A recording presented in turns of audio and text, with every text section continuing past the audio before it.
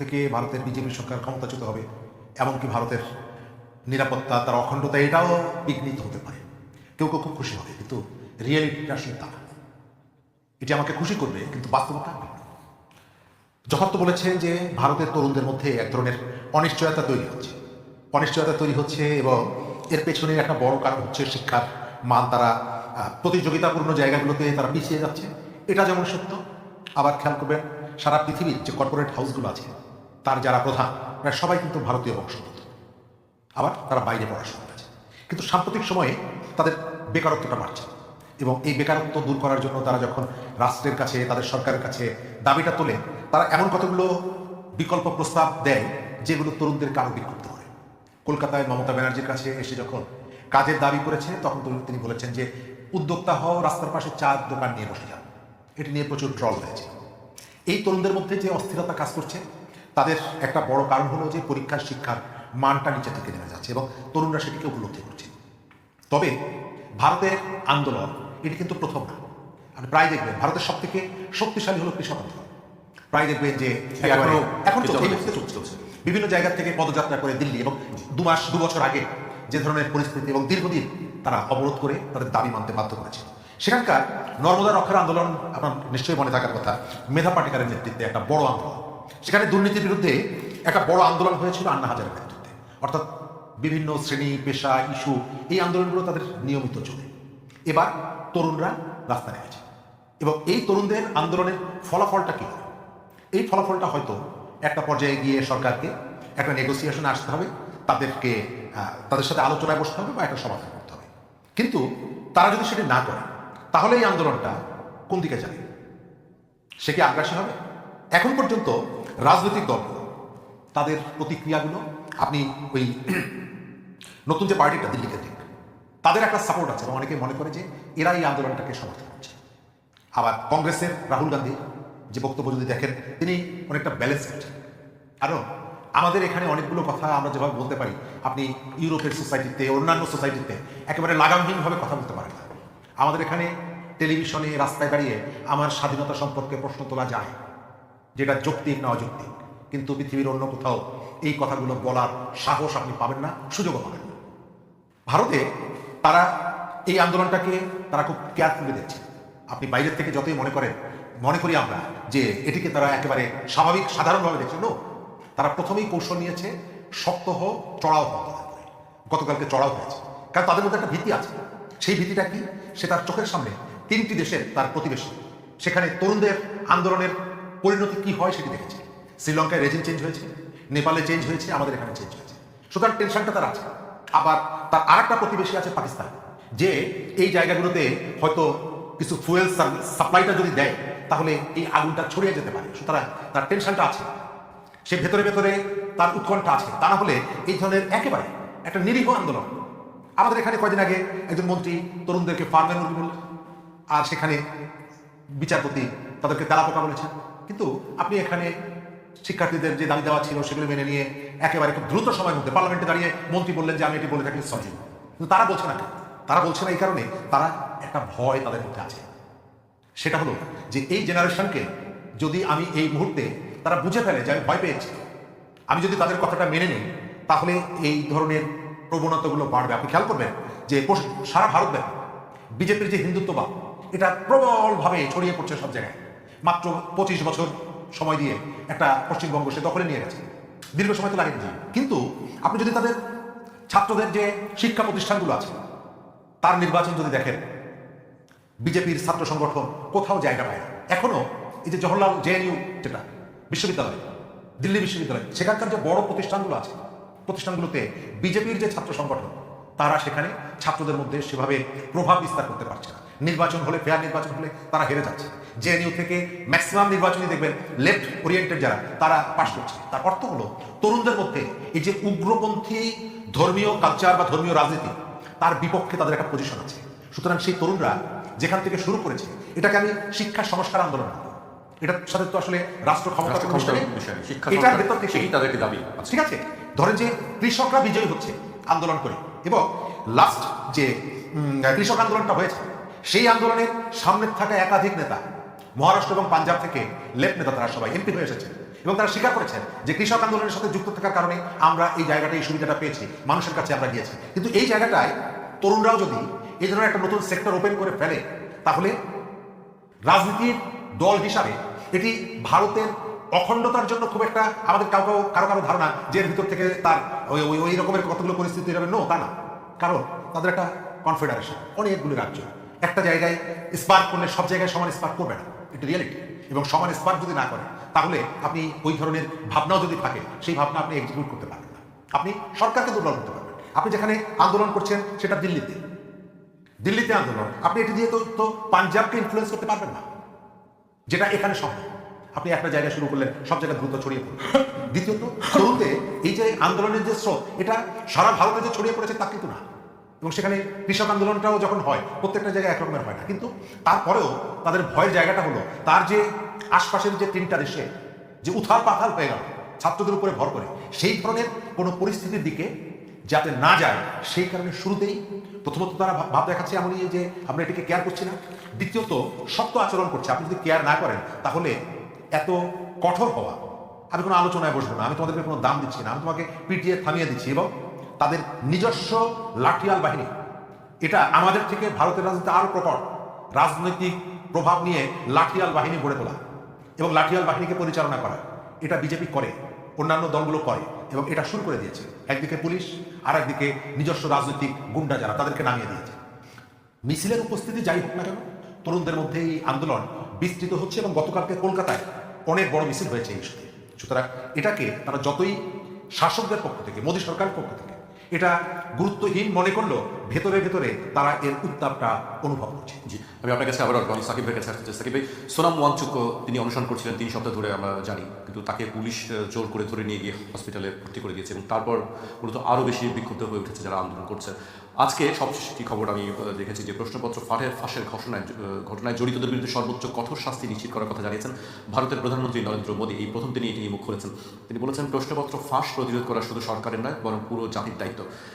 NDA সংসদীয় দলের মঙ্গল মিলন বৈঠকের পর কেন্দ্রীয় সংসদীয় বিষয়ক মন্ত্রী কিরেন রিজিজু প্রধানমন্ত্রীর বক্তব্য তুলে ধরে এই তথ্য জানিয়েছেন। আপনার কাছে কি মনে হয়? আমি দেখলাম যে সবশেষ প্রধানমন্ত্রী নরেন্দ্র মোদী এই বিষয়ে কথা বলেছেন। আসলে কি সরকারের পক্ষ থেকে নমনীয় আচরণ করা হবে, কি মনে হয়? প্রথমত আমি যেটা মনে করি যে স্বৈরাচারী সরকার যেগুলো থাকে, যেমন শেখ হাসিনা আমাদের এখানে যতদিন ছিলেন, তার একটা কথা ছিল যে রাস্তা কিন্তু আপনি দখল করতে পারবেন না। এবং যখন গত 15 বছর ওই জুলাই যখন বাংলা ব্লকেট করা হয় ঢাকায়, বা বাংলা ব্লকেট যখন বাংলাদেশ যখন করা হয়, তখন কিন্তু সেই গুলিটা শুরু হয়, প্রচণ্ডভাবে সেই গুলি শুরু হয়। অর্থাৎ রাস্তা আপনি দখল করতে পারবেন। আপনি একটা এলাকা দখল করে আছেন, জানতার মান্তার ভাই যেমন বললেন, আন্না হাজারের কথা আপনি বলছেন, আন্না হাজারের কথা, আন্না হাজারেও কিন্তু এরকম একটা জায়গাতেই বোধহয় ওটা বোধহয় যন্ত্র মন্ত্র ছিল না, দিল্লিতেই আর একটা কোন একটা জায়গায়, একটা মাঠে ওনারা বসেছিলেন অনেকদিন ধরে। এটা হয়। এর আগে ভাই যে বলছিলেন আপনার যে বারবারই আমরা দেখি যে কৃষকরা রাস্তার পাশে বসে থাকে, তো সেটা আলাদা করা হয়। কিন্তু যখন আপনি রাস্তা দিয়ে যাচ্ছেন, রাস্তাটা, এবং এটা তো আপনি সংসদে যাচ্ছিলেন, সুতরাং ইট ওয়াজ এ চ্যালেঞ্জ। এটা কিন্তু এক ধরনের আপনার দিচ্ছে যে আপনি ক্ষমতা রাখতে পারবেন কিনা। তো এমনিতে ধরেন আমার কথা হচ্ছে বিবিসির বিরুদ্ধে বলি, বা যে কোনো যারাই তার বিরুদ্ধে গিয়েছে নরেন্দ্র মোদীর বিরুদ্ধে, নরেন্দ্র মোদী তো কারোর সাথে কোনো কম্প্রোমাইজে যান না, কারোকেই কিন্তু উনি কোনো স্পেস দেন না, এবং সবাইকেই রীতিমতোভাবে কাট ডাউন করা হচ্ছে, এমনকি রাহুলের ব্যাপারে ওইটা প্রযোজ্য। আরেকটা জিনিস আমি আপনাকে বলবো যে এখানে একটা আমেরিকা কানেকশন থাকতে পারে আন্দোলনের সঙ্গে। অবশ্যই। কেন? ইন্ডিয়ানরা তো সারাক্ষণ বলেছে যে ঢাকাতে যেটা হয়েছে সেটার মধ্যে আমেরিকানরা পয়সা দিয়েছে, বলেনি যে বাংলাদেশে। তো আমি গতকালকে একটা পড়লাম আপনার যে আমেরিকা নাকি কালার রেভলিউশনে ব্রহ্মচালানি, তাদের সবচেয়ে বড় জাতীয় নিরাপত্তা বিশ্লেষক, রাইট উইং বা ন্যাশনালিস্ট, যিনি বললেন যে আমেরিকায় ককরোচদের সহায়তা করছে আমেরিকা। কেন আসতেছি আমি ওখানে, বলছে যে আমেরিকা হিন্দু ন্যাশনালিজমের পক্ষে থাকবে না, এমনকি ওয়েস্টার্ন ওয়ার্ল্ড হিন্দু ন্যাশনালিজমকে তারা অ্যালাউ করবে না। এটা ওনার কথা, আমি বলছি না, এটা ওনার কথা। উনি বলছেন যে আমেরিকার কোথায় সহকারী প্রতিরক্ষা সচিব ল্যান্ডাউ, মাইকেল ল্যান্ডাউ, উনি বলেছেন যে আমরা চায়নার ব্যাপারে ভুল করেছিলাম, চায়নাকে আমরা সব দিয়ে দিয়েছি, চায়না থেকে এখন আমাদেরকে চ্যালেঞ্জ করছে, আমরা ইন্ডিয়াকে কখনো এত কিছু দিব না। তারপরে আপনার ইন্ডিয়ার সাথে তাদের জেনারেল ইলেকট্রিকের একটা আপনার ওই হয়েছিল ইঞ্জিন দেওয়ার, সেই ইঞ্জিন তারা দিচ্ছে না, হ্যাঁ, পড়ে আছে তেজাসের ফ্রেমগুলো, প্লেন ফ্রেমগুলো পড়ে আছে। সুতরাং তারা মনে করছে যে আমেরিকা তাদের সাথে রীতিমতোভাবে অত্যন্ত খারাপ ব্যবহার করছে, এবং বরং পাকিস্তানের সাথে তারা ক্লোজ। ওইখানে ব্রহ্মচালানি বলছেন যে আমেরিকা তো এই কালার রেভলিউশন করে, যে কালার রেভলিউশন ইউক্রেন থেকে যেটা শুরু হয়েছে, এবং ওরা বলছিল যে আমাদের এখানে ওইটা হয়েছে। আমার কথা হচ্ছে যে অভিষেক দীপকে তো আমেরিকা থেকে আসছে, সো এবং এর আগে সোনাম ওয়াংচুক তো লাদাখেও আপনার ইয়ে করেছেন। সোনাম ওয়াংচুক একজন অত্যন্ত ইন্টারন্যাশনালি রেপিউটেড ম্যান। সোনাম ওয়াংচুকের পক্ষে ইন্টারন্যাশনাল আপনার আন্তর্জাতিক শিবির বা আন্তর্জাতিক ডেভোস ক্রাউড বা যাই বলেন আপনি, তাদের যদি একটা আপনার পরোক্ষ অনুমোদন না থাকে বা পরোক্ষ এক ধরনের সমর্থন না থাকে, তাহলে তো এইভাবে না হলে তো মেরি হতো। কথা বলছি যে মোদী সরকার হয়তো বলতো মোদী সরকার কোনো একটা পুলিশ ওনাকে মানে না, একটা এসআই মেরি আমাদের এখানে গুজরাটে মানে নেই, মারছে, কিন্তু উনাকে মারতে পারবে না, এদেরকে কিছু করতে পারবে না। So what I am saying is yes that could be, why not? America কি এমনি বসে বসে থাকবে নাকি? আপনার কাছে আরেকটি বিষয়, আমি যদি ভারতের পররাষ্ট্র মন্ত্রণালয় থেকে আবারও বক্তব্য দিয়েছে, আমরা জানি যে শেখ হাসিনার প্রত্যাবর্তন বাংলাদেশের সরকারের পক্ষ থেকে হস্তান্তরে যে আর্জি জানানো হয়েছে, ভারতের পররাষ্ট্র মন্ত্রণালয়ের মুখপাত্র রণধীর জয়সওয়াল বলেছেন এই বিষয়ে ভারতের অবস্থানে কোনো পরিবর্তন হয়নি। এ বিষয়ে ভারতের হস্তান্তর আবেদনটি আইনি ও বিচারক কাঠামোর আওতায় পরীক্ষা নিরীক্ষা করে দেখা হচ্ছে। এর আগে আমরা দেখলাম যে গতকালকে সাবেক স্বরাষ্ট্রমন্ত্রী আসাদুজ্জামান খান কামালকে যে চিঠি দেওয়া হয়েছে। আপনার কাছে কি মনে হয় যে এই চিঠিগুলো তারা বলছে যে পরীক্ষা নিরীক্ষা করে দেখছি, কোনো আসলে কি সরি বিষয়টি এটা হচ্ছে ডিপ্লোম্যাটিক ল্যাঙ্গুয়েজ, কূটনৈতিক ভাষা, এখন বলে পরীক্ষা নিরীক্ষা, আসলে ফেলে রেখেছি, এখন সিদ্ধান্ত নেওয়ার সময় হয়নি। এটা পরীক্ষা নিরীক্ষা করতে একজন বড় উকিলের কতক্ষণ লাগে? এটা বেশিক্ষণ লাগে। সুতরাং এটা পরীক্ষা নিরীক্ষা না। এটার ব্যাপারটা যেটা হচ্ছে সেটা হচ্ছে যে শেখ হাসিনা তার তার যেই আপনার সমর্থকরা বাংলাদেশে আছেন, তার যে সহযোগীরা ভারতে আছেন, ভারত সরকারের ভিতরে তার যারা সমর্থক আছেন, ভারত সরকারের নয়, ভারতের এস্টাবলিশমেন্টে, কারণ ভারতের সব পার্টির এস্টাবলিশমেন্টে কংগ্রেস সবাই তার পক্ষে, তাদের সবাইকে আপনার একটু মনোবল দেওয়ার জন্য উনি এই কথাটা বলছে বলে আমি মনে করি। ডিসেম্বরে উনি আসবেন, এখন উনি যদি আসেন তো ওনার তো আগের থেকে এত বলে জানার দরকার নেই। উনি আগে থেকে বলছেন ডিসেম্বর আসবে, অর্থাৎ যাতে এখন থেকে জুলাই থেকে আপনার ডিসেম্বর পর্যন্ত বাংলাদেশের মানুষ যাতে ইয়ে হয় আপনার, বিশেষ করে উনার সমর্থক হয়। এবং নানান ধরনের কথা আমি দেখলাম এক জায়গায় লেখা আছে যদি 12.5 লক্ষ কর্মী নিয়ে আসবেন উনাকে, তখন কতজন লোক উনাকে মানে জেলে কয়টা লোকের রাখতে জায়গা আছে, এই ধরনের কথা। এগুলো আসলে কিছুই না। এগুলো আসলে আমরা খুব ভালো করে জানেন, শেখ হাসিনা জানেন যে 12.5 লক্ষ লোক নিয়ে আসলেও ওরা 12.5 লক্ষের অন্য লোককে ছেড়ে দিয়ে উনাকেই ধরবে। 12.5 লক্ষ আসাতে করে কিছু আসে যায়। বিষয়টা হচ্ছে শেখ হাসিনা জানে, শেখ হাসিনা কখনোই উইদাউট সমঝোতা ছাড়া উনি বাংলাদেশে ঢুকবেন না। এটা আমি মনে করি, কারণ আমি ওনার চারিত্রিক আমার বিশ্লেষণ, আমার নিজস্ব যে বিশ্লেষণ, আমি সেটাতে মনে করি উনি আসবেন না। কিন্তু ওই যে বললাম যে এই রাজনৈতিক যে সমস্ত মানুষ আছে তারা কিন্তু অনেকটা ইয়ে হয়ে যাচ্ছে, আপনার হতাশ হয়ে যাচ্ছে। আমি যেমন ধরেন যে আপনিও দেখতে পাবেন ভারতের যারা দক্ষিণপন্থী যে সমস্ত সামাজিক মাধ্যম যারা বলছিল ভাই হাসিনা চলে যাচ্ছে, আসতেছে, আর হাসিনা উইনোভার, তারাও কিন্তু হতাশ হয়ে যাচ্ছে। এই হতাশা থেকে ওনাদেরকে বাঁচানোর জন্য 6 মাসের একটা সময় বলে আমি মনে করছি। এবং সেখানে পররাষ্ট্র মন্ত্রণালয় কী করবে? পররাষ্ট্র মন্ত্রণালয় বলবে যে আমাদের কোনো ইয়ে নাই। এখন এমনকি ওরা এটাও বলছে না, দেখেন ওরা যদি এটাও বলতো যে যদিও ইয়েতে মনে হয় মৃত্যুদণ্ড আছে বলে, ভারতের মৃত্যুদণ্ড আছে, জি, সুতরাং যার দেশে মৃত্যুদণ্ড আছে সে সাধারণত অন্য দেশের মৃত্যুদণ্ড কথা বলেন। যদি এটাও বলতো যে আচ্ছা শেখ হাসিনার মৃত্যুদণ্ডটা উঠায় দেন, আমরা আপনাকে পাঠাই দেবো বা ওনার একটা কাজ করে, কিছুই বলছে না। দ্যাট মিনস যে এটা আসলে একটা টাইম কনজিউমিং ব্যাপার, এটা আসলে একটা ডিস্ট্র্যাক্ট করা হয়েছে, আওয়ামী লীগের লোকদেরকে মনোবল দেওয়ার জন্য এটা করা হয়েছে। বাট আমি সরি, এটা হবে না। শরীফ ভাই, আপনার কাছে কি মনে হয় এই বিষয়টি? অনেকদিন ধরেই আলোচনা হচ্ছে, একাধিকবার চিঠি দেওয়া হয়েছে, আসবে কি আসবে না, বা তাকে ফেরত দেওয়া হবে কি হবে না, বাংলাদেশও চেষ্টা করছে পূর্ণদিকভাবে। আর কি আসলে বাংলাদেশের পক্ষ থেকে করা আছে? প্রথমত ভারতের পক্ষ থেকে যেটা বলা হচ্ছে এটা এক ধরনের অভিনয়। আমরা পরীক্ষা নিরীক্ষা করে দেখছি। আপনার একটা আইন পরীক্ষা নিরীক্ষা করতে অনন্তকাল লাগার কথা না, এটা 1 ঘন্টার ব্যাপার। কিন্তু যখনই জিজ্ঞেস করে তখনই বলে আমরা পরীক্ষা নিরীক্ষা করে দেখছি। তার মানে হলো যে তাদের এর পেছনে একটা প্ল্যান আছে, সেই প্ল্যানটা তারা বাস্তবায়ন করছে। এক। দ্বিতীয়ত, শেখ হাসিনা আসবেন কিনা, আওয়ামী লীগের যে রাজনীতি এখানে আছে, আওয়ামী লীগ কার্যক্রম নিষিদ্ধ রাজনীতি, তার কর্মী আছে, তার সংগঠন আছে, এবং আছে বলে নির্বাচনের আগে বিএনপি জামাতের নেতারা তাদের বাড়িতে যায়, তাদের কাছ থেকে ভোট নেয়, এবং এমপি হওয়ার পর তাদের কাজও করে দেয়, প্রকাশ্যে বলে। কয়েকদিন আগে ফরিদপুর 1 থেকে নির্বাচিত এমপি জামাতের, তিনি প্রকাশ্যে বলেছেন, মিডিয়া হচ্ছে যে আমি তাদের ভোটে জিতেছি, এই কারণে এলাকার জন্য ডেভেলপমেন্ট ওয়ার্ক করছি, রাস্তাঘাট বানাচ্ছি, এদের বাড়ির সামনে থেকে বানিয়ে দিচ্ছি। তো সেই কর্মীদেরকে দিয়ে যদি দল করতে হয় তাহলে নেতাদেরকে আসতে হবে, তা না হলে এরা যদি বাইরে মারা যায় এবং তাদের সেখানে দাফন হয়, সারা জীবন কর্মীদেরকে শুনতে হবে তোমার নেতারা দেশের ভেতরে মরতে পারে না, মরেছে বাইরে বসে। সুতরাং তার রাজনীতিকে যদি বাঁচিয়ে রাখতে হয় তাদেরকে ফিরতে হবে। এখন যারা এখানে আছেন দায়িত্বে, তারা ফিরতে চান কি চান না, তারা আসুক, এটা চান কি চান না। আমার কখনো কখনো মনে হয় তারা চান না যে এরা দেশে আসুক। একজন ফাঁসির আসামি, তাকে দেশে পেলে পুলিশের তার নিয়ন্ত্রণের মধ্যে আসলে স্বাভাবিকভাবেই তো তাকে গ্রেপ্তার করা হবে, তাকে তো জেলে যেতে হবে, এটা স্বাভাবিক।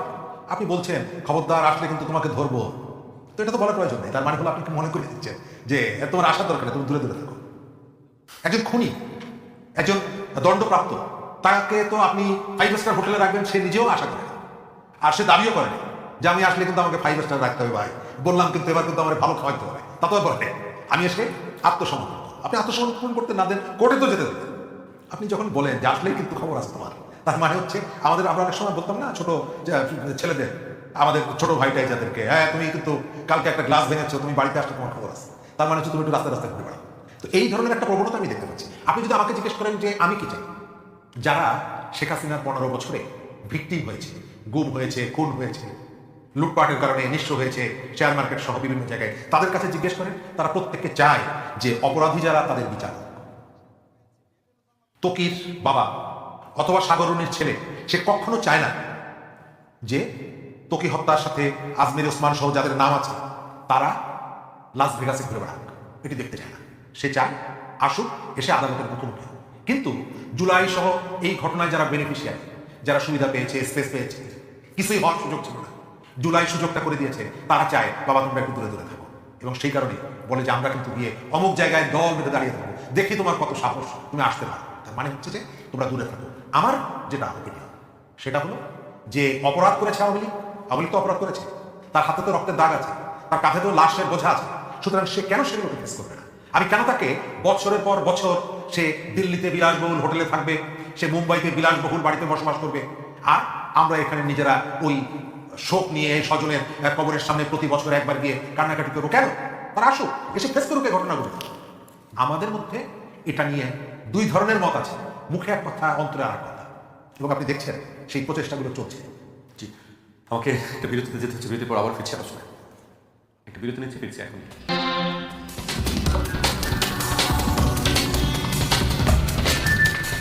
বিরতির পর আবার স্বাগত। আপনারা দেখছেন 21 রাত। আমাদের সঙ্গে আছেন সাবেক কূটনীতিক সাকিব আলী এবং রাজনীতি বিশ্লেষক শরীফুজ্জামান শরীফ। আমি সাকিব ভাইকে দিয়ে শুরু করতে চাই। সাকিব ভাই একটু দূরে যাই, মানে আমেরিকার দিকে একটু যাই। জোহরান মামদানি তিনি বলেছেন যে নেতানিয়াহু আসলে তাকে গ্রেফতার করা হবে, এবং ডোনাল্ড ট্রাম্প বলেছেন না, এইদিকে যেও না, এরকম করো না। আপনার কাছে কি মনে হয় নেতানিয়াহু গেলে কি গ্রেফতার করা হবে? অবশ্যই করা হবে।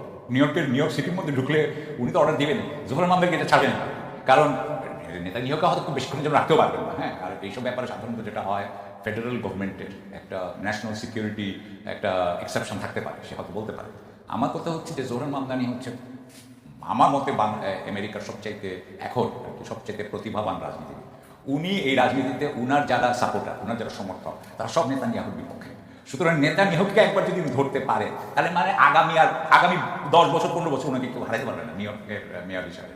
তো উনি এটা করবেন না, উনি ডেফিনেটলি করবেন। অথবা উনি তো উনি করলে উনি অনেকগুলো পুলিশ পাঠাই দিবেন, উনি একটা ব্যবস্থা করবেন। আর হ্যাঁ, ট্রাম্প বলেন বা অলিগার্ড যারা আছে, বড় বড় বিলিয়নিয়ার যারা আছে, বিশাল বিলিয়নিয়ার, তারা কি শুনবে? ট্রাম্পের কথা কি তারা কি শুনবে? কারা? জোহরান মামদানি অবশ্যই শুনবে না, কেন শুনবে? কারণ জোহরান করতে পারলে তুমি করবা, তুমি আমাকে ঠেকাও।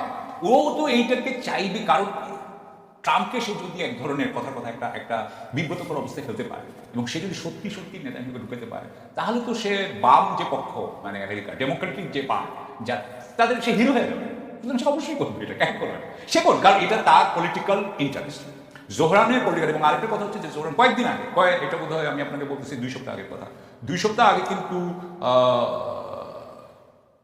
তার সমস্ত ওই যে মেম্বাররা, তার ডিএসএর মেম্বাররা অনেকেই কিন্তু জিতে গেছে। ওই যে 2 সপ্তাহ না, আর কয়েকদিন আগে, 1 মাসের কথা বলছি। তার 3টা কংগ্রেসম্যান হবে এখন তার পক্ষে, যারা এই কংগ্রেসে যাচ্ছে আপনার নেক্সট জানুয়ারি। কারণ এরা আপনার নভেম্বরে জিতে যাবে, কারণ ডেমোক্রেটিক পার্টিতে যে নমিনেশন পায় সেই কিন্তু নিউ ইয়র্কে জিতে যায়। তো তারা 3 জনই ডেমোক্রেটিক পার্টি নমিনেশন পেয়ে গেছে, এবং তারা তাদের আগে যারা ইনকামবেন্ট ছিল, মানে যারা আগে, তাদেরকে হারিয়েছে। সো আমি যেটা বলতে চাচ্ছি, জোহরান এখন অত্যন্ত ভালো অবস্থায় আছে। আমি আপনাকে আরও কিছু বলতে পারতাম। মেইনের ব্যাপারে একটা মজার গল্প আছে, যে মেইনে ব্রায়ান ব্ল্যাকনার বলে এক ভদ্রলোক ছিলেন, যিনি আগে মেরিন ছিলেন। তার আবার এখানে নাৎসি আপনার ট্যাবু আছে। সে এখন পুরোপুরি ইসরায়েলের এগেইনস্টে কথা বলে, সে লেফটিস্ট কথা বলে, অর্থাৎ সে জনগণের পক্ষে কথা বলে, এবং সে ট্রাম্পের বিরুদ্ধে কথা বলে। বলাতে সে কিন্তু সবচাইতে আপনার জনপ্রিয় হয়ে গেছে। এই নভেম্বর ইলেকশন এর আগে ইসরায়েলি লবি তার এগেন্সে অনেক চেষ্টা করছে, এমনকি মেইনের গভর্নরকে তার এগেন্সে দাঁড় করেছে। দাঁড় করানোর পরেও কিন্তু ওই ভদ্রমহিলা সাম মিলার, ওই ভদ্রমহিলা পারেন, সেদিন ভদ্রমহিলা চলে গেছে, মানে যে আমি আর এই দলীয় নমিনেশন চাই না। ব্ল্যাকনার ওয়াজ গোয়িং আপ, খুবই ভালো অবস্থায় ছিল। হঠাৎ করে তার আগের যে গার্লফ্রেন্ড, সে বলছে যে সে আমার উপরে অনেকবার আক্রমণ করছে বা অ্যাসল্ট, এই জন্য তাকে ছাড়তে হচ্ছে। সে ছাড়ছে, আরেকজন লোক থেকে উঠে আসছে, মানে আপনি যেটা মেইনে, সেই লোকটাও এরকম ক্যারেক্টারের মতো, সেও এন্টিজ, সেও প্রো এবং সে এখন উঠে আসতেছে। মানে আমি যেটা বলতে চাচ্ছি যে আমেরিকাতে কিছু কিছু মেইনে হওয়া মানে এটা অত্যন্ত ব্যাপার, খুবই আশ্চর্যজনক ব্যাপার যে এক ধরনের সরকার বিরোধিতার থেকে এবং জনগণের কিন্তু এক ধরনের বিদ্রোহ করা যে আসতেছে, আপনার একটা রাজনীতি, এটা কিন্তু খুব জোরালো হয়ে যাচ্ছে। আপনার কাছে কি মনে হয় সামনে যে নির্বাচন আসছে আমেরিকাতে, আমরা জানি যে সেখানে কি ডেমোক্রেট না বা ডেমোক্রেটরা কংগ্রেস জিতবে, হাউস জিতবে, আপনার লোয়ার হাউসটা জিতবে, আপার হাউস হয়তো জিতবে না, কিন্তু তাদের কমে যাবে। এখন তো বোধহয় 4টা বেশি আছে রিপাবলিকান সিনেটার, তখন হয়তো একজন বেশি থাকবে। কিন্তু আমার মনে হয়, কারণ ডেমোক্রেটিক পার্টির প্রবলেম আছে তো, ডেমোক্রেটিক পার্টি তো প্রয়োজন, ডেমোক্রেটিক পার্টি তো যেটা ওবামার পার্টি বলেন বা আপনি হিলারি পার্টি বলেন বা আপনি ন্যান্সি পেলোসি পার্টি বলেন বা এখন হাকিম জেফরিস, তারা তো সব হচ্ছে আপনারা এপিক্যাল লোক ছিল। তারা যেহেতু এপিক্যাল লোক, সেই জন্য ডেমোক্রেটিক পার্টির যারা ভোটার, তারাও এদেরকে ভোট দিতে খুব হয়, মানে পছন্দ করে না।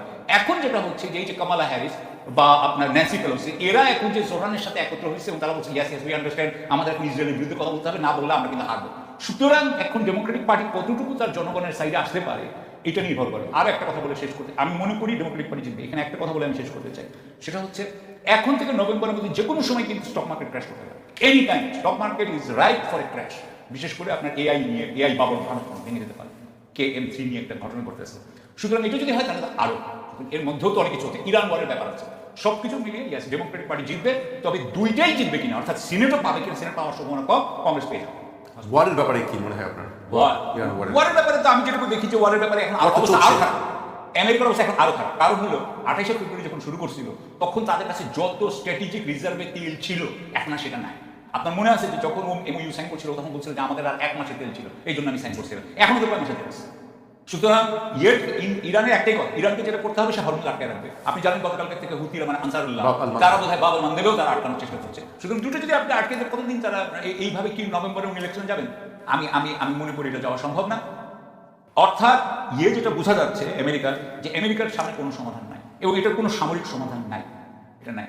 কিন্তু তারা বলছে যে ইরানকে উচ্চ শিক্ষা দিবে বা ইরানকে তারা যাই বলে, কিন্তু তারা হরমুজ প্রণালী বন্ধ। এখন ধরেন আমেরিকার কি প্রথমে বলেছিল আনকন্ডিশনাল সারেন্ডার, তারপরে বলেছিল রেজিম চেঞ্জ, তারপরে বলেছিল নিউক্লিয়ার, মনে আছে না? এখন কি বলে জানেন? এখন বলে হরমুজ। হরমুজে তো আপনি তো দেখতে পাবেন, আপনি ওয়েবসাইট আছে যেখানে দেখতে পাবেন যে হরমুজে কয়টা জাহাজ ঢুকছে, কয়টা জাহাজ বেরোচ্ছে, জাহাজ ঢুকতে পারছে না, হরমুজ ইজ ক্লোজ। আর এখন যদি বাবুল মান্দেব ক্লোজ হয়ে যায়, আপনি যতগুলো জাহাজ ওখানে রাখেন, it doesn't matter to me, আপনি কতগুলো বম্বিং করলেন, it doesn't matter to me. What matter, যেটা ম্যাটার করে সেটা হরমুজ খুলছেন কিনা, হরমুজ খুলতে পারবেন না। জি, আমি শরীফ ভাইয়ের কাছে আসতেছি। শরীফ ভাই, একটু আমাদের দেশের কয়েকটি বিষয় নিয়ে আমি আপনার কাছে জানতে চাই। আজকে আমরা দেখেছি যে চিফ প্রসিকিউটর বলেছেন যে মোজাফর আহমেদ, যাকে জিয়াউর রহমান হত্যাকাণ্ডে গ্রেফতার করা হয়েছে এবং তাকে ট্রাইব্যুনালে হাজির করার নির্দেশ দেওয়া হয়েছে বৃহস্পতিবার। আমরা গতকাল দেখলাম যে স্বরাষ্ট্রমন্ত্রী বলেছেন যে তাকে কোর্ট মার্শালের বিচার হতে পারে। আপনার কাছে কি মনে হয় ট্রাইব্যুনাল আবার কোর্ট মার্শাল বিষয়টা কি একটু ব্যাখ্যা করবেন? হ্যাঁ, ধন্যবাদ। প্রথমত আমি এটি অবজার্ভ করছি এই সম্পর্কে তথ্য যেগুলো আসছে তার মধ্যে কিছু বিভ্রান্তিকর তথ্য আছে, আবার তথ্যের ঘাটতি আছে। আপনি তাকে মানবতা বিরোধী অপরাধে বিচার করবেন কিভাবে? যে হত্যাকাণ্ডটি ঘটেছিল 82 সালের 30শে মে, তার সাথে আপনি মানবতা 81 সালের 30শে মে, 82 সালে এর সাথে ক্ষমতা নিল এই সুযোগকে কেন্দ্র করে। আপনি এর সাথে মানবাধিকার আইনের সাথে মেলাবেন কিভাবে? জিয়াউর রহমানকে হত্যা করেছিল সেনা বাহিনীর একটি অংশ। তারপরে 2টো মামলা এবং একটা মামলার বিচার হয়েছিল, সেটা হলো যে সেনাবাহিনীর চেইন অফ কমান্ড ব্রেক করার জন্য কয়েকজন সেনা কর্মকর্তার ফাঁসি হয়েছিল, আর অন্যান্য আরও কয়েকজনকে লঘুদণ্ড, অন্যান্য কারাদণ্ড দেওয়া হয়েছিল। সবাই ধরা পড়েনি, কেউ কেউ পালিয়েছিল, তার মধ্যে মোজাফর একজন। আপনি সেটাকে এখন ট্রান্সফার করে চাইলেই তো এই আন্তর্জাতিক অপরাধ ট্রাইব্যুনালে আনতে পারবেন না, কারণ তারা অপরাধটা করেছে এবং তার বিচারটা হয়েছে সামরিক আদালতের সামরিক আইনে। সুতরাং সেটিকে আপনি কীভাবে এই ধরনের একটা জায়গায় কীভাবে চিফ প্রসিকিউটর বলেন, আমি এটা জানি না। এক, দ্বিতীয়ত প্রশ্ন হয়তো এখন কেউ ভয়ে তোলে না, কারণ আগে যেমন সব আওয়ামী লীগ হয়ে গিয়েছিল, শেখ হাসিনা ইয়েস, এখন সব বিএনপি হয়ে গেছে। কেউ প্রশ্ন তোলে না যে আপনি যে এত কথাগুলো বলছেন যে জিয়াউর রহমান আমাদের দেশের একজন সাবেক প্রেসিডেন্ট, তার আরও অনেকগুলো ডেজিগনেশন ছিল, আমরা সবাই জানি, অনেকগুলো দায়িত্ব ছিল, তার হত্যা হলো, হত্যার বিচারটা হলো না কেন? জিয়াউর রহমানের হত্যাকাণ্ডের পরে ক্ষমতায় তো বিএনপি বসল, অন্য কোনো দল তো বসেনি। 75 সালে 15ই আগস্টের পরে আওয়ামী লীগের প্রতিপক্ষ ক্ষমতায় বসেছে, কিন্তু জিয়াউর রহমানের হত্যাকাণ্ডের পরে এখানে তো তার রাজনৈতিক প্রতিপক্ষ ক্ষমতায় বসল, বিএনপি বসেছে। তাহলে কেন জিয়াউর রহমান হত্যার বিচার হলো না? যে দুটো মামলা হয়েছিল, বললাম যে একটা হলো ওই যে সামরিক ট্রাইব্যুনালে বিচার হয়েছে, আর একটা জিয়াউর রহমান হত্যাকাণ্ড নিয়ে মামলা হয়েছিল, এবং বিএনপি যখন শেষ টার্মের ক্ষমতায় 2001 আসার পর পুলিশ তার ফাইনাল রিপোর্ট দিয়েছিল। ফাইনাল রিপোর্ট মানে কি? যেটাকে আর টেনে নেওয়া যাবে না, এটাকে আর অগ্রসর করা যাচ্ছে না, এখানেই ক্লোজ করো, শেষ করে দাও। সেই মামলা ফাইনাল রিপোর্ট নিয়ে তো কেউ আপত্তি করেনি। আলতাফ হোসেন চৌধুরী তখন স্বরাষ্ট্রমন্ত্রী, বিএনপির পক্ষ থেকে কোনো আপত্তি আসেনি। এক।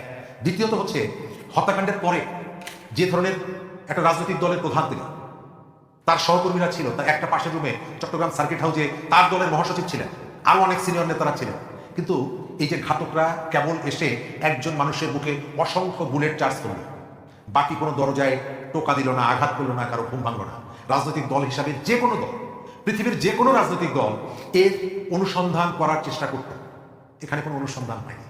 জিয়াউর রহমানের যে দল, তারা এর অনুসন্ধানটা করতে যায়নি, বরং যারা সেখানে উপস্থিত ছিলেন এবং এই ঘটনাগুলো যারা প্রত্যক্ষ করেছেন তাদের কাছে জানতে চেয়েছে, কিন্তু কিনা আমরা জানি না, কিন্তু তারা বাংলাদেশের সর্বোচ্চ প্রেসিডেন্ট পর্যন্ত হয়েছে। বদরুদ্দোজা চৌধুরী সাহেব প্রেসিডেন্ট হয়েছিলেন। আমি রিয়েল উদার রাজনৈতিক দল বলতে বিএনপিকে আসলে উদার রাজনৈতিক দল বলি। এই ঘটনা অন্য কোনো রাজনৈতিক দলের ক্ষেত্রে যদি ঘটত, তিনি শুধুমাত্র দেশের প্রেসিডেন্ট না, তিনি দলটির প্রধান ছিলেন, আপনি অনুসন্ধান করবেন না যে এই ঘটনার সাথে আমার কার কার সংযোগটা আছে। আজকে আমরা বলছি যে খুনিরা ভারতে আশ্রয় নিয়েছিল, তো এই অনুসন্ধানগুলো তো হয়নি। আজকে আপনি আসাদুজ্জামান কামালকে ফেরত পাওয়ার জন্য আপনি চিঠি দিচ্ছেন, যোগাযোগ করছেন, তো এই যে খুনি যাকে ধরলেন কয়েকদিন আগে, তো তাকে সে কোথায় আছে এই খোঁজটা তো নেন নাই। ক্ষমতায় ছিলেন অনেকদিন, একাধিকবার ক্ষমতায় এসেছেন, কিন্তু এই খোঁজটা তো নেন নাই। আমার এই কথা সারাংশ যেটা, যে আমাদের এখানে শেখ মুজিবের ছবি নিয়ে রাজনীতি হয়, জিয়াউর রহমানের ছবি নিয়েও রাজনীতি হয়। এদেরকে পুঁজি করে আমরা হত্যা খুনের রাজনীতির অবসান চাই, সেটা যাই হোক না কেন। বাংলাদেশের একজন সাবেক প্রেসিডেন্ট, তাকে একদল বিপদগামী, সেটা যেই হোক না কেন, হত্যা করবে, তার কোনো বিচার হবে না, এটা কোনোভাবে কাঙ্ক্ষিত না। এবং এই তথ্যগুলোকে এখন একটা দীর্ঘ বিরতির কারণে এক রকমের নানা রকমের রং টং লাগিয়ে একটা শ্রেণী এটিকে বাজারে নিয়ে এসে এক ধরনের বিভ্রান্তিও তৈরি করছে। তাদের উচিত সত্যটা জানা। জি, অবশ্যই। শেষ পর্যায়ে চলে এসেছি। আমি আরেকটি বিষয় আমি আপনার কাছে জানতে চাইবো, যে আপনি নিশ্চয়ই দেখেছেন সেই ভিডিওগুলি। আজকে একটি ভাইরাল ভিডিও আমরা দেখেছি, কালকে থেকে জামায়াতের একজন নেতার সম্পর্কেও সেই ভিডিও উঠেছে, এবং তিনি দুপুর 12:01 একটি ফেসবুকে স্ট্যাটাস দিয়ে এটির ব্যাখ্যাও তিনি দিয়েছেন। আপনার কাছে কি মনে হয় আসলে ঘটনাটি? আমার কাছে এগুলো মনে হয় খুব কুরুচিপূর্ণ। আপনি একটা ধর্মীয় রাজনৈতিক দল, কয়েকদিন পর পর আপনার এক একজন নেতা, এবং ছোট থেকে আস্তে আস্তে বড়, যার বিরুদ্ধে অভিযোগটা উঠেছে, প্রথম দিকে বলেছেন এআই দিয়ে তৈরি করা, তার নিজের জেলার নেতারা বলেছে তিনি এটি এক ধরনের ষড়যন্ত্র, তার কিছুক্ষণ পরে আপনি বলছেন যে আমি পারিবারিকভাবে বিয়ে করেছি, এবং এর কিছুক্ষণ পর আবার দেখা যাচ্ছে যে যার কথা বলছেন আপনি 4 মাস আগে নির্বাচন করলেন, হলফনামায় তার স্ত্রী হিসাবে তার নাম লেখেননি, এখন এসে বলছেন নাম লিখেছি, তিনি আমার বউ। তার একটু পরে দেখা যাচ্ছে মাত্র 15 বছর বয়সের একজন কিশোরী, আপনি এমপি মানুষ, তাকে এই রকমের একজন মুরব্বী মানুষ কিভাবে তাকে এই বাল্যবিবাহের ঘটনা ঘটান? অর্থাৎ একটা ভুল যদি আপনি করেন, অপরাধ যদি করেন, এটিকে ঢাকার জন্য আপনাকে অসংখ্য মিথ্যা কথা বলতে হয়। এই যে পুরনো যে বক্তব্যটা, কথাটা, এটি প্রমাণিত হচ্ছে। আমরা এই ধরনের রাজনীতি, এই ধরনের আচরণ, ধর্মের আবরণে এই যে মানে কি বলে বদমাইশিগুলো, এগুলো বন্ধ করার জন্য তাদেরকে অনুরোধ করবো। এবং যিনি জাতীয় সংসদের একজন সদস্য, তার যে কাজ, এটি জাতীয় সংসদের একজন এমপির সঙ্গে যায় না। আমি চাই জামাত যদি স্বচ্ছ রাজনীতি করতে চায়, এর ভেতর থেকে তার যে ইমেজটা নষ্ট হয়েছে, এবং তার বিরুদ্ধে যে নানা রকমের যে অভিযোগগুলো আছে, সেগুলো তো আস্তে আস্তে আসছে। বিভিন্ন জায়গায় চাঁদাবাজি থেকে শুরু করে নানা ধরনের অপরাধের সাথে যুক্ত। তাদের যে সততার মুখোশ, মানে সৎ চরিত্রের মুখোশ, এগুলো খুলে যাচ্ছে। সর্বশেষ নজরুল ইসলাম, তাকে নিয়ে এটি তারা এক সময় নানাভাবে গর্ব করতো যে আমাদের একজন মুক্তিযোদ্ধা আছে। তো মুক্তিযোদ্ধা জায়গা পরিবর্তন করলে কখনো কখনো তার যে স্খলন ঘটেছে, তাকে বহিষ্কার করা উচিত, পার্লামেন্ট থেকে তাকে বের করে দেওয়া উচিত। জি, শেষ করবো। সাকিব ভাই, এই বিষয়ে আসলে আপনার মন্তব্য কি? রাজনীতিবিদদের বিরুদ্ধে এই ধরনের অভিযোগ বলেন বা যেসব ঘটনাগুলো আমরা দেখি, সেগুলি আসলে কতটা সামনের জন্য ভালো কোনো কিছু? আসলে তো আমি মনে করি যে আমাদের পুরো পৃথিবীটাই এখন মেটেরিয়ালিস্ট ইয়ার মধ্যে পড়ে গেছে, স্পিরিচুয়ালিটির কিছু নাই। আমাদের যে মরালিটি ছিল, সেই মরালিটিটাও নাই। আপনি এখন এই যে ইরান আর যুদ্ধ নিয়ে আমরা প্রায় কথা বলছিলাম, ওটাকে তো বলা হয় আমেরিকা চালা হচ্ছে এপস্টিন ক্লাস। এপস্টিনকে কী করেছে আপনি কিছুটা জানেন। সুতরাং আপনি যদি বলছেন যে ধর্মীয় ব্যক্তিদেরকে এরকম মহিলাদের সাথে দেখা গেছে, তো যারা ধর্মীয় ব্যক্তি না, তারা কি তার মানে করতে পারে? তারাও তো করতে পারে না, তাই না? সেটা কেউই করতে পারা উচিত না। তবে আমার মনে হয় যে আমি আমার দেশে বলতে পারি আপনার যারা আইন করে তা বা সর্বোচ্চ জায়গায় যারা থাকেন তাদের তো একটি আদর্শ নির্ধারণ করার যায় বিষয় আছে। আপনার কি মনে আছে যে গত বেনাজির আহমেদ আর আমাদের দেশের চলচ্চিত্র অভিনেত্রীদের মধ্যে কি হইতো? সেটি আমরা নাম না বলতে মানে পারি যে হ্যাঁ আছে তো, ছিলেন উনি এখন আর নাই দেশে, কিন্তু উনি তখন যেতে মানে আমি যেটা বলতে চাচ্ছি যে এটা এখন মানে পুরো বাংলাদেশে ছড়িয়ে গেছে, পৃথিবীতে সব জায়গায় ছড়িয়ে গেছে। সেখানে মেয়েদেরকে অবজেক্টিফিকেশন করা হচ্ছে, সেক্সুয়ালাইজেশন আছে, অবজেক্টিফিকেশন করা হচ্ছে, এমনকি পুরুষদেরও অবজেক্টিফিকেশন করা হচ্ছে। সো আমরা অ্যাকচুয়ালি স্পিরিচুয়ালি মোরালি আমরা একদম লোয়েস্ট অবস্থায় পড়ে আছি এখন। এই অবস্থায় আমি আশা করব যে যারা আমাদের লিডার্স তারা কিন্তু কোনো অভিনয় করবেন না, তারা আসলে অভিনয় না করে তারা তাদের যারা এগুলো করছে তাদের বিরুদ্ধে ওনার স্টেপ নেই, ওনার পদক্ষেপ নেই। আমি কেউ যদি কোনো একটা আন্ডার এজ মেয়ের সাথে বসে থাকে তাহলে আন্ডার এজ মেয়েটার কি কোনো ব্যাপারে পুলিশ ইনভেস্টিগেট করবে না? মানে এটা খালি আমি কোনো দলের ব্যাপারে বলছি না, এভরিবডি ইউ শুড। সো আমার কাছে মনে হয় এটা খুবই খারাপ অবস্থা, এবং আমি যেহেতু একটু স্পিরিচুয়াল পয়েন্ট অফ ভিউ থেকে বলতেছি যে এটা আমাদের জন্য ভালো ইয়ে হবে না। আর আরও অনেক কিছু আছে যেগুলো আমরা বলি না, পরে আবার বলা যাবে। কোনো অবস্থাতেই ভালো না, স্পিরিচুয়াল হোক আর যে কোনো ক্ষেত্রেই হোক, এটি খুব ভালো উদাহরণ তৈরি করে না।